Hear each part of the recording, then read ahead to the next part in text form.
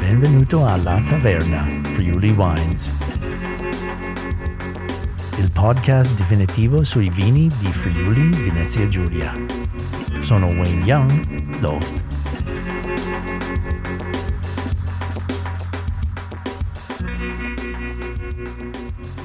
Salve amici di Vini Friulani, sono Wayne Young, la Taverna Friuli, come siete?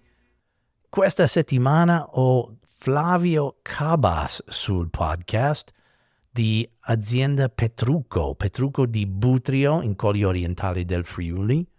Conosco molto bene i vini di Petrucco. Quando ho lavorato a Butrio tanti anni fa, ho passato davanti della cantina, ho scoperto i vini di Petrucco tanti anni fa e anche Flavio è sempre stato una presenza solare, una persona con un bellissimo sorriso, una persona sempre super gentile, molto easy going, come si dice in inglese. Veramente una bella persona. Petrucco, una piccola azienda che adesso fa più o meno 70.000 bottiglie, e se vuoi vedere la prova che sono sempre stato un grandissimo fan dei vini di Petrucco, tu puoi andare sull'Instagram e vedere una foto del mio compleanno 7 anni fa, quasi esattamente 7 anni fa, quando ho fatto 52 anni, e tu vedrai un frico che è stato il mio torta di compleanno, anche con le candele, con 52 numeri sopra il mio frico di compleanno, accompagnato di una bottiglia di Petrucco. E allora sono sempre stato un fan dei vini di Petrucco, grandissima zona Butrio per i rossi, però questa azienda fa 70% di vini bianchi. Però parliamo di quello con Flavio, che per fortuna hanno anche nominato un vino per lui, un uvaggio bianco che si chiama Cabas, che lui ovviamente un pilastro dell'azienda, 30 anni che lui sta lavorando per Petrucco. Sta diventando tardi, dai ragazzi, andiamo avanti con questa bellissima conversazione con Flavio Cabas di Vini Petrucco.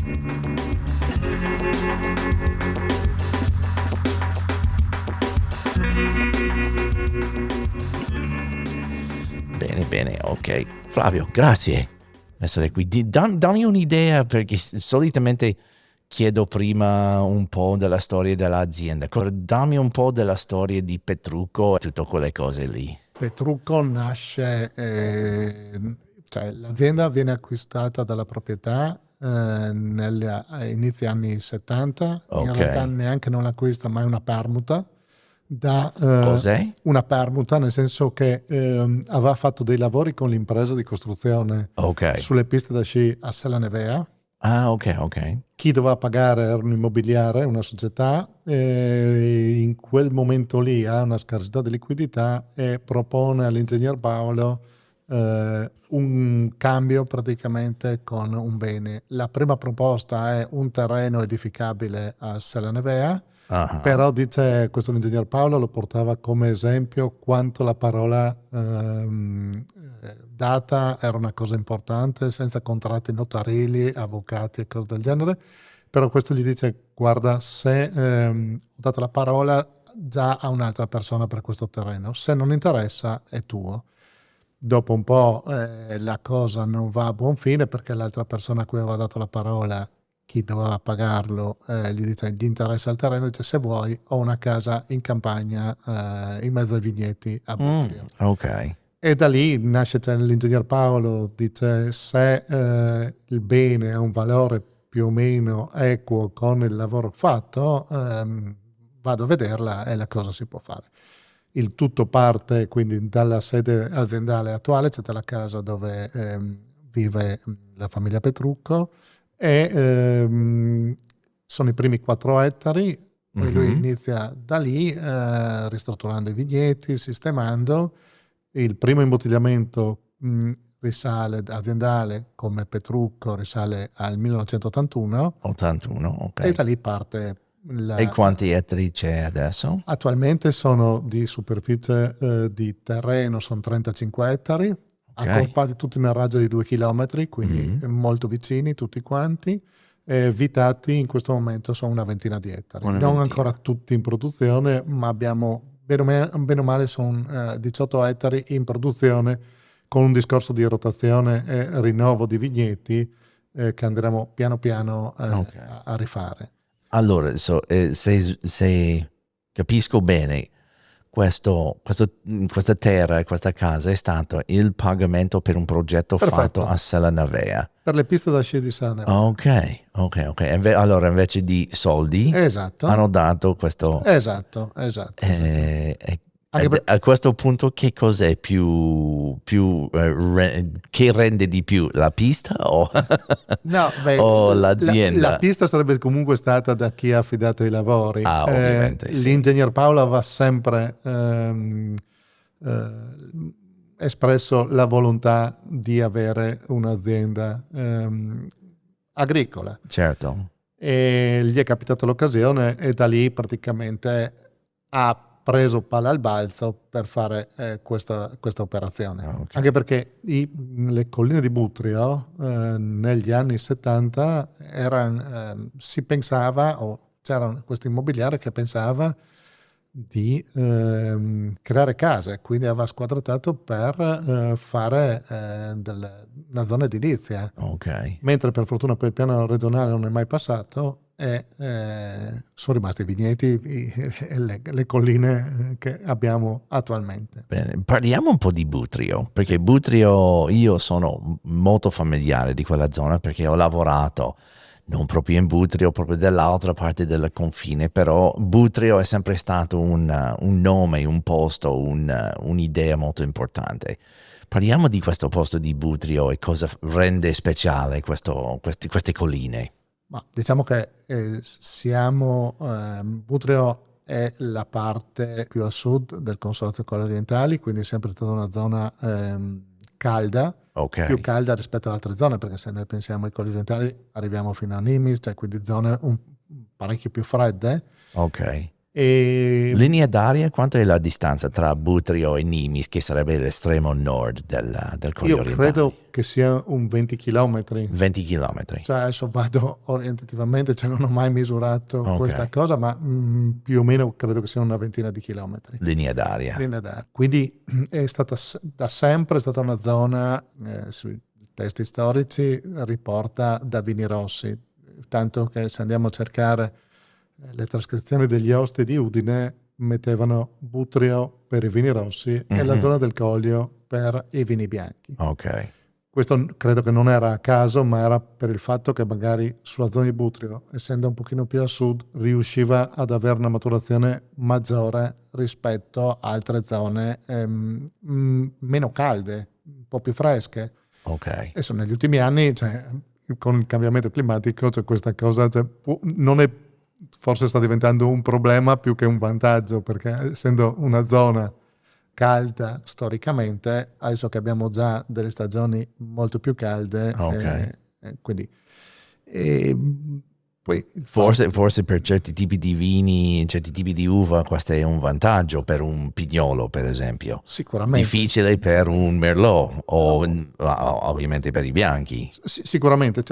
Più che altro io credo che, come l'ho ripetuto già diverse volte, il cambiamento climatico deve farci rivedere anche a livello agronomico la gestione del vigneto, perché cambiando, allora la situazione climatica non la possiamo cambiare in questo momento immediatamente, per cui dobbiamo adattarci a questa situazione per andare a sopperire queste situazioni un po' anomale, perché siamo davanti a annate un po' da un eccesso all'altro. Ecco, vedi questa annata in cui grandi piogge fino a un certo punto, poi questo gran caldo, ma più che grande caldo è un problema di grande umidità, cioè queste umidità molto alte che ci portano a poi avere certe problematiche in vigneto. Allora, meno problematiche con la temperatura e più con un'umidità più alta del storico. Esatto. Quindi le temperature magari non sono così elevate, ma poi la percezione nostra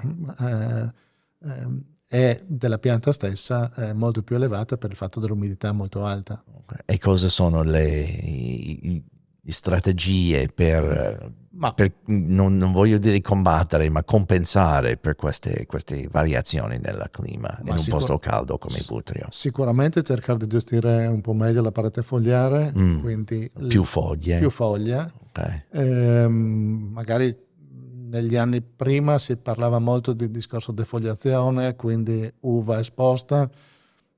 Adesso a volte vanno fatte scelte, ma che vanno fatte magari mesi prima di arrivare al grande caldo, e quindi non sempre è così facile individuare l'operazione precisa e perfetta. Okay. Sicuramente il gestire la parte femminile, quindi c'è la parte vegetativa nella fase in cui c'è maggior caldo, quindi a un certo punto riduzione della produzione di foglia, quindi andare a cimarla meno, in qualche caso estremo neanche cimare ma ritornare al vecchio sistema di far correre i tralci sull'ultimo filo, quindi è una gestione che va gestita varietà per varietà, come abbiamo detto prima, e va vista sotto un certo punto di vista. Sicuramente agli estremi di produzione, cioè riduzione drastica delle produzioni, va in questo momento, con queste annate molto calde, si tende a far produrre qualcosina in più proprio per non andare a sbilanciare, a anticipare una maturazione quando già è anticipata di suo. Allora, producendo un po' di Qualcosina più di quantità sì, aiuta rallentare un po' la maturazione. maturazione. Ok, In qualche caso bisogna vedere poi se il vigneto riesce a sostenere questo aumento di produzione, perché ovviamente. è tutto un equilibrio, non è così facile. Quando si dice voglio il vigneto in equilibrio, è due parole molto semplici, facili, però poi tradurlo nel vigneto vero e proprio diventa un pochino più difficile e non sempre attuabile. Quindi, perché è fatto da l'ambiente vigna, è fatto da ambienti esterni e da fattori che condizioniamo noi relativamente, perché la situazione climatica, piogge, caldo, non lo gestiamo noi, quindi noi abbiamo solo la facoltà di gestire la parte produttiva. Ok. E dimmi un po' della tua storia con questa azienda. L'azienda ha cominciato di imbottigliare ad 82? Nell'81. 81, ok. E tu sei arrivato subito o a No. 81 secondo me tu eri troppo giovane? Esatto, io nell'81 stavo studiando ancora, Oh, ok. quindi sono arrivato in azienda nel 92. Ok. E Cosa ti ha portato lì? Perché arrivavo sei 91 sei arrivato? 92. 92. Sì. Allora sei lì tanto tempo. Ovviamente sei un uomo soddisfatto con il tuo Sono lavoro. 32 anni che sono 32 anni. Che sono in Bello, Petrucco. bello. Allora raccontami un po' la storia, come sei arrivato. Sono arrivato lavoravo su un'altra azienda, sempre nei Colli Orientali.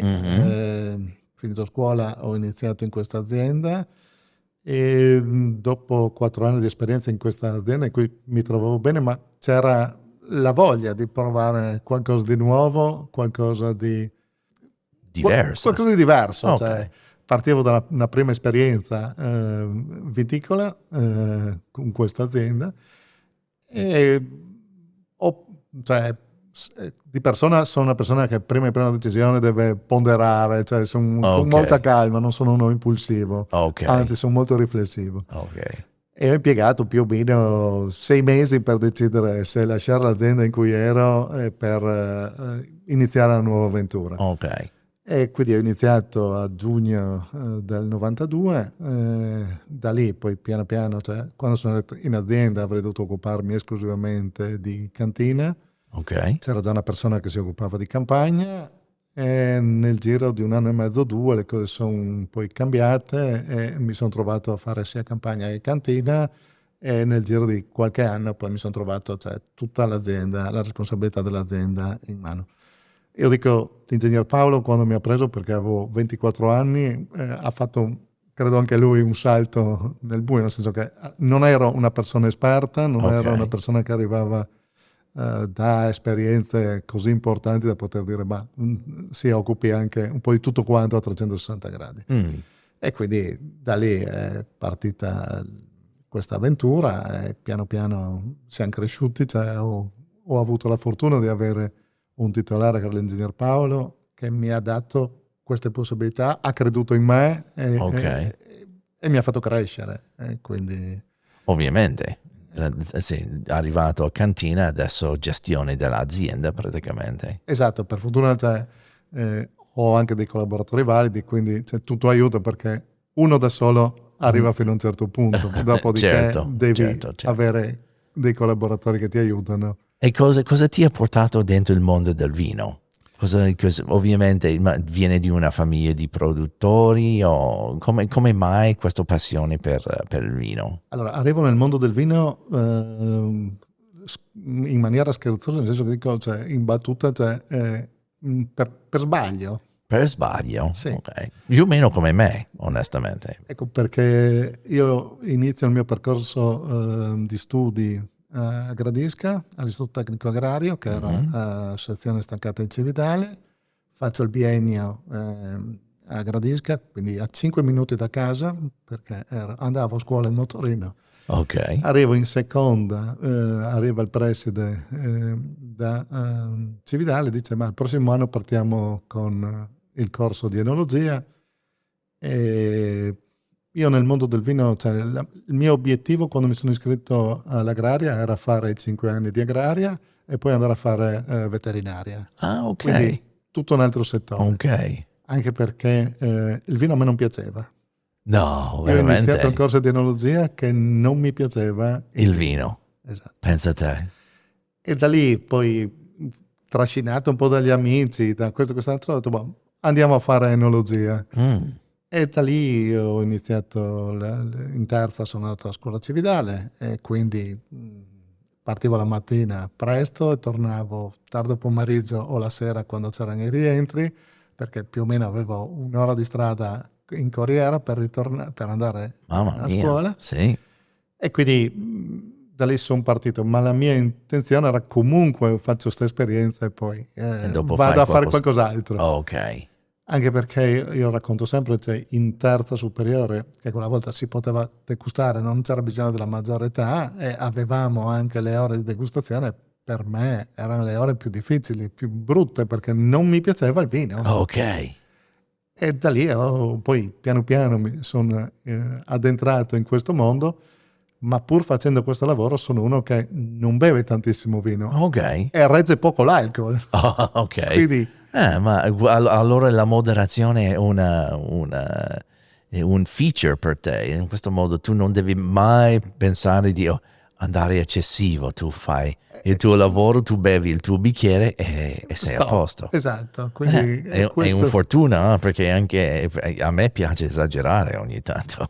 Ecco, no, io vedi, cioè, non riesco proprio, Non cioè, non riesci riesco, ma proprio perché fisicamente cioè, non riesco a consumare così allora, tanto. se sono in amicizia così, magari qualcosina in più, nel Ok. momento in cui sto assaggiando, degustando delle cose, cioè, ho un effetto inebriante molto più veloce, probabilmente per la concentrazione, cioè, in cui mi applico a cercare di capire Ok. e quindi sono tra quelli che sono moderati parecchio, quindi Beh, produco ma non non consumo consumi. tantissimo. Esatto, ok. Consumo ma non tantissimo. Ecco. Consumano, ma quel bicchiere lì ogni tanto con cena per Sì, te. sicuramente, cioè, Ok. è un momento comunque di C'è un piatto, c'è un momento, c'è qualche, non lo so, situazione quando anche te che non consumi tanto vino, che dici, oh no, no, con questo piatto devo avere un bicchiere di vino. siccome mi piace anche cucinare, Ah, ok. quindi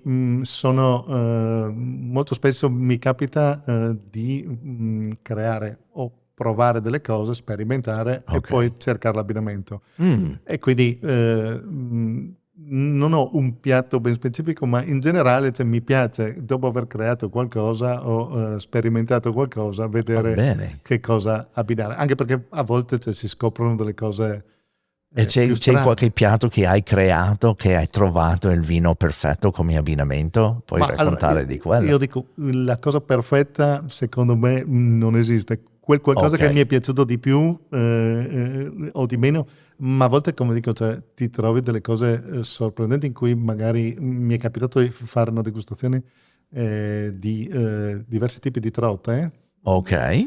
e a priori pensavo certi vini abbinabili e mi ha stupito che il Pino Bianco alla zecca è uscito tra i vini in cui si abbinava Ah. meglio di tanti altri che sulla carta avrei detto sono più facili da abbinare. Quindi gli abbinamenti, cioè, io ritengo che sì, ci sono, cioè quelli in cui... Però poi a volte ci troviamo davanti a bicchieri o a piatti che ci Mm. stupiscono in maniera incredibile, nel Ok. senso che hai la possibilità di abbinare a volte le cose in cui non pensi siano abbinabili. Ok. Mi è successo con il pignolo che scherzando con un produttore di cioccolato mi dice ah sì, io ci metterei il cioccolato e sul Ah. momento dico ma non lo vedo, ma poi provato, cioè alla fine delle fini ci stava bene. Pignolo e cioccolato. Pignolo e cioccolato. Ah, ma cioccolato fondente o Cioccolato cioccolato? fondente, Ah, l'abbiamo provato, cioè questo caso era un 88%, wow. È e funzionato ha bene. funzionato bene. Figo. Figo. Mi piace Oltre, anche questa trota e Pino Bianco. sì, E nella mia testa io posso capire, ok, questo dovrebbe funzionare molto bene, pensando della trota. Non l'ho mai provato direttamente, ma però alla fine delle fini c'è trota Pino Bianco, cioè io sulla trota avrei pensato più, cioè una malvasia, un ok. sauvignon, un qualcosa di aromatico, cioè un qualcosa di sapido che vada a portare via. Non mi aspettavo, cioè, che un vino come il Pino Bianco, elegante, delicato, riuscisse a abbinarsi senza essere sovrastato dalla trota. Mm, E quindi è stata una cosa che l'ho messa per provare, ma non convinto che funzionasse. Cioè, voglio partire e vedere cosa succede. uh-huh. E quindi a volte dico gli abbinamenti sono quel qualcosa. Intanto bisogna usare Ok. sia da un lato che dall'altro e vedere che cosa ne esce. E di dove viene questa passione per la cucina? Ma è una passione che ho sempre avuto, è una Sì. passione che probabilmente la ricerca poi nel mondo del vino, di cercare di migliorare sempre Mhm. di più, mi ha portato anche a cercare la qualità o il migliorare, ma anche il cibo, cioè quindi la ricerca della materia prima. Arrivo da famiglia comunque contadina e quindi tutta la parte, cioè, di insaccati perché si uccideva il maiale a casa, quindi tutta Ah, ok. questa ricerca, la selezione, la stagionatura e quindi piano piano, cioè, poi a un certo punto cresci su il lato vino e a un certo punto hai anche il piacere di crescere sul lato cibo e quindi la passione di creare, perché alla fine Mm. delle fini io dico se io sono rimasto nel mondo enologico è perché dico, cioè, ogni vino, ogni annata ci permette di creare un qualcosa di nuovo, cioè è una forma quasi artistica, Ah, dico, sì, sì, sì. perché parti dalla materia prima che te la crei tu e quindi prepari quel qualcosa che poi andrai a trasformare o perlomeno hai la tua idea, poi non sempre la tua idea si traduce in quello È il che sarà, migliore, sì, sì. perché magari, cioè, come ho detto prima, cioè, la parte più importante è la parte vigneto e nel momento in cui sono delle cose che tu non condizioni, vedi il tempo, vedi le piogge, vedi le temperature, Mm, puoi soltanto andare a secondare la stagionalità e a cercare di sbagliare il meno possibile. ok. E quindi è un progetto, quindi irripetibile, nel senso che è ripetibile le operazioni che fai, ma l'annata cambia ogni Ma anno certo. e quindi è irrepetibile. Diversamente di un piatto si può ripetere. Hai Esatto, una ricetta o hai fatto esatto. la cosa, si può fare. Sempre nella stessa pentola, però viene fuori più o meno la stessa cosa. Invece il vino non hai quel lusso. No, esatto, cioè, anche perché la materia prima, cioè, raccogli una volta all'anno e Esatto. devi adattarti a quella stagione, a quella condizione di quell'annata. Bene. Anche perché negli ultimi anni abbiamo dei cambiamenti abbastanza importanti, non soltanto ultimamente, se pensiamo al 2013, andiamo indietro di 11 anni, annata molto calda, abbiamo fatto un 2014 con un'annata completamente opposta. Sì. E quindi c'è questo cambiamento, ma credo che non è soltanto negli ultimi anni, è un cambiamento che ormai si sta portando avanti da un bel po' di tempo, e quindi l'adattarsi a situazioni diverse. Certo. Arriviamo, senza andare molto lontano, a un 22 in cui non ha piovuto da gennaio fino a settembre, o ha piovuto pochissimo. Certo. Arriviamo a un 23 in cui ha piovuto come quest'anno. Fino a giugno. Esatto, e poi gran caldo, a un 24 che è molto simile. Quindi gli andamenti stagionali, cioè i cambiamenti, non è che cambiamenti costanti, ma ci sono dei cambiamenti che cambiano poi anche tutto il resto, la quantità d'acqua. Cioè, se pensiamo che anche quest'anno abbiamo avuto una piovosità nei primi 6 mesi molto importante rispetto alla media degli Certo. ultimi 10 anni. Quindi l'esterno, la vigna è condizionata da quel ambiente esterno che non è controllabile. Ci sono delle varietà con cui ti piace più degli altri con cui lavorare? Ci sono delle che a te anche, non solo di punto di vista di consumatori, però anche come lavorare. Io mi piace tantissimo lavorare con questa varietà. Allora, quando sono partito, la varietà in cui mi piaceva più confrontarmi e sfidarmi era il Sauvignon. Sauvignon. Esatto. Un bianco, ok. Oggi con il tempo poi si cambia, si cresce, si evolve. Oggi a livello di bianco, un vino in cui ci credo parecchio è la Malvasia in primis e il Friulano come secondo vino. Ok. Il Pinot Bianco è il mio, diciamo, il vino in cui ci credo, anche se poi a livello commerciale le sconfitte le hai continue, perché il mercato fa fatica a assorbirti Pinot Bianco. Ok. Però è un vino in cui ci credo per la sua eleganza, la sua delicatezza. Ma perché c'è questo problema con Pinot Bianco? Perché io sono innamorato con Pinot Bianco. Secondo me è uno dei bianchi più belli che abbiamo qui in Friuli. Perché il mercato, secondo te, non risponde bene a questo vitigno? Probabilmente perché è un vitigno talmente elegante, il mercato forse oggi va alla ricerca di vini un pochino più da impatto. Se io penso tra un Pinot Grigio e un Pinot Bianco, il Pinot Grigio, come lo verso nel bicchiere, ha la sua importanza, il suo impatto. Pinot Bianco, lui esce nella sua eleganza, però, per cui non è quel qualcosa in cui arrivo immediatamente. Ok.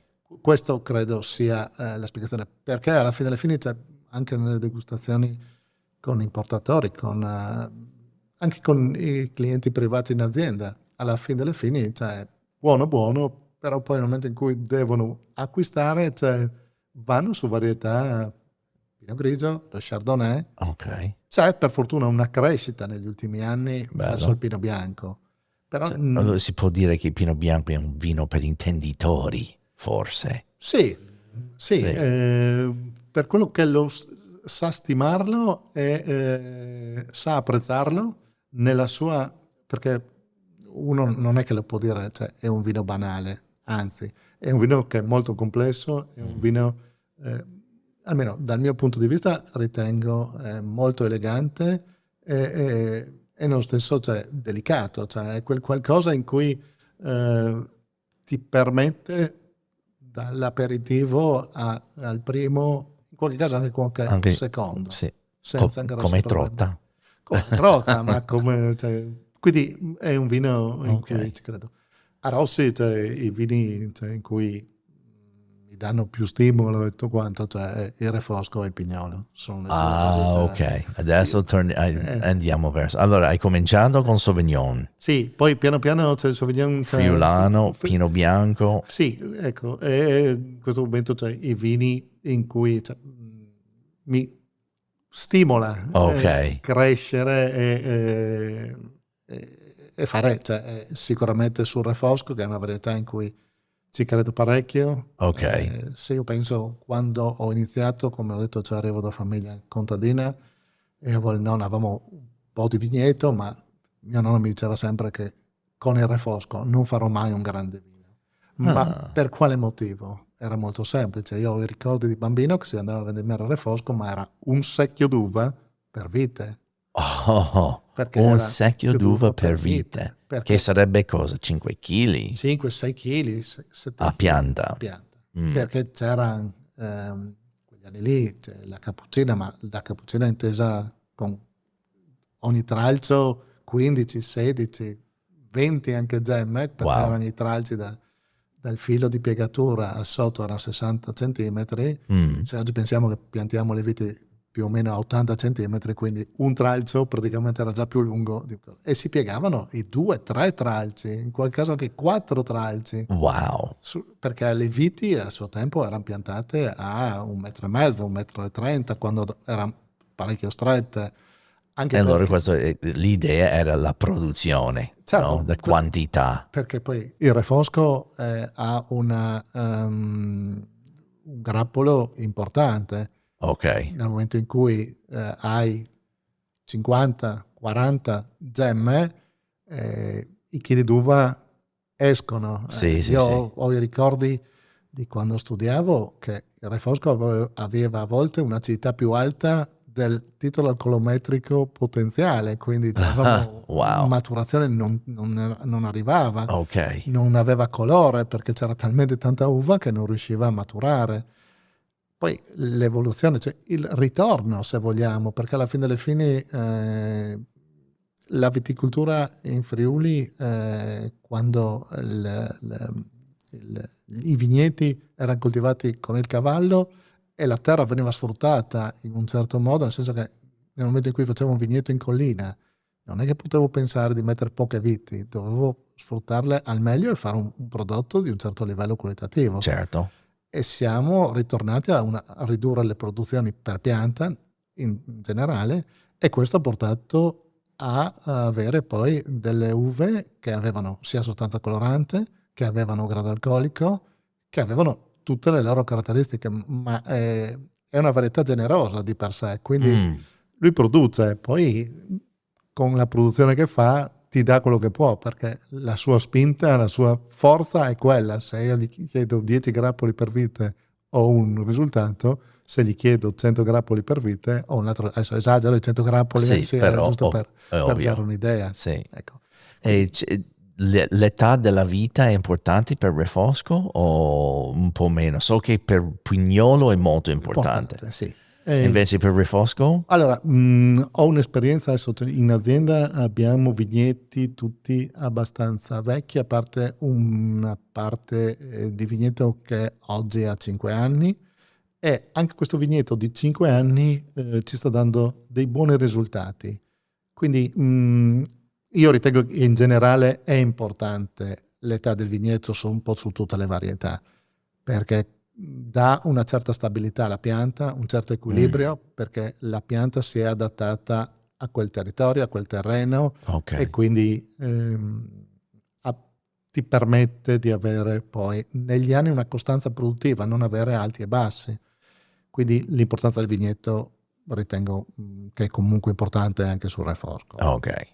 Mm, l'esperienza che abbiamo sul Merlot aziendale è un vigneto molto molto vecchio, che è un vigneto che ha un'ottantina d'anni, e lì vediamo che anche con i cambiamenti climatici la pianta comunque bene o male riesce a sopportarle, cioè ha meno sbalzi tra un'annata e l'altra pur cambiando le situazioni climatiche. Quindi questo Mm. significa che gli apparati radicali, probabilmente in profondità, ci danno un equilibrio in generale e ci permettono di avere una stabilità nel tempo di produzione qualitativa e quantitativa. Ok. Che ritengo che sia importante, Sì, insomma, sì, sì. l'età del Non ho vigneto. mai pensato da quel punto di vista che l'età del vigneto, ovviamente con questo apparato radicale, rende più stabile. Non so, io ho pensato sempre della qualità del prodotto finale, ma non ho mai pensato del lato della stabilità che ogni anno che ti dà un risultato almeno buono se non buonissimo. Sì, sì, sì.